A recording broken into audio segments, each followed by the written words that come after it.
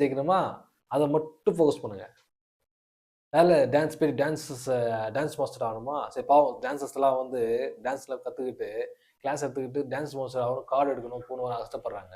ஒரு front dancer ஆகணுமா, background third line, fourth line, fifth line ஃப்ரண்ட்டில் வரணும்.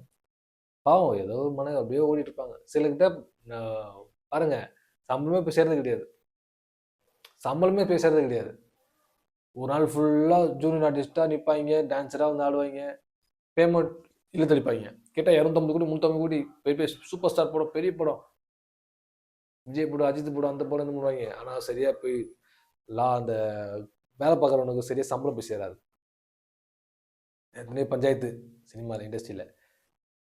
இந்த ஏன் சொல்ல வரேன்னா, வயிற்றெரிச்சல் கோடி கோடியாக வந்து செலிபிரிட்டி வராங்க, அவங்களுக்கு வந்து எல்லாத்துக்கும் பணம் கொடுப்பாங்க. ஆனால் கஷ்டப்படுறவனுக்கு ஒரு பணம் கொடுனா வயிற்றெரிச்சல்.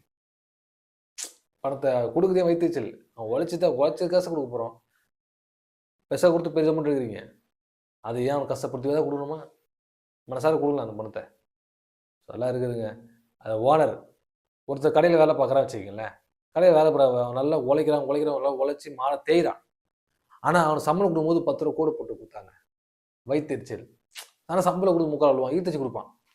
நாளைக்கு வைப்பா, நாளைக்கு காலையில் வாங்கிக்கோ, அப்புறம் வாங்கிக்கோ, சரி இதை போடுறேன், ஜிபியில் அனுப்புகிறேன், இதை உடனே போடுறேன், இதை இப்போ போடுறோம் ஒரு நாள் 2 நாள் ஈர்த்தச்சு போடுவான். ஏன்னா மனசு வராது, வயிற்றெரிச்சல். நம்ம காசு கொடுப்பான், உழைச்சி கேட்பான், அது ரொம்ப நான் வயிற்றெரிச்சல். அந்த மாதிரி பல வகையில் பல கோணத்தில் பல வயிற்றெரிச்சலோடு இருப்பவங்களாம் பற்றி கவலைப்படாதீங்க. நான் சொன்ன மாதிரி தான், ஹிட்லர் சொன்ன மாதிரி தான், இந்த உலகம் உங்களை திரும்பி பார்க்கணும்னா நீங்கள் யாரும் திரும்பி பார்க்காதீங்க. நீங்கள் மாறு ஜாலியாக போவாங்க.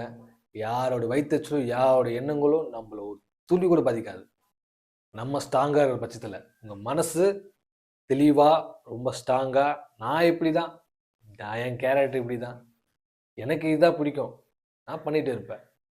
எவன் என்ன சொன்னான்னா, கேள்வி கேட்டான்னா, குறை சொன்னான்னா, நான் என்றைக்குமே ராஜாவாக தான்டா இருப்பேன். அந்த மாதிரி நீங்கள் எப்பவுமே நீங்களாம் ஜாலியாக ஹாப்பியாக போய்கிட்டே இருங்க. நான் ஏன் ஹாப்பியாக ஜாலியாக இருந்தால் அது வந்து ஜாலியாக இருக்குங்க, நீ சொல்லி பாருங்கள். ஹாப்பியாக ஜாலியாக இருக்கலாம், புரியுதுங்களா? அதனால சொல்ல வரேன், நீங்களாக இருங்க. எதை பற்றி மயிலத்துக்காதீங்க, எதையுமே காதில் வாங்கிக்காதீங்க. உங்களுக்கு பிடிச்சதை செய்யுங்க, செஞ்சுட்டே இருங்க. யாரோடைய வயிற்றெரிச்சலும் யாரோட எண்ணமும் உங்களை ஒரு துளி கூட பாதிக்காது. நான் சொல்கிறேன், நீங்கள் எதுவுமே பாதிக்காது. நீங்கள் ஸ்ட்ராங்காக இருக்க பட்சத்தில் நீங்கள் வார்த்தைகளுக்கோ அந்த அந்த எண்ணங்களுக்கும் நீங்கள் இடம் கொடுத்துட்டீங்க அப்படின்னா உங்களை பாதிச்சிடும், அது அடிச்சிடும், அதை உங்களை முடங்கக்கூடாது. அதனால என்ன பண்ணுறீங்க, மயிலெத்திக்காதீங்க. சரிங்களா?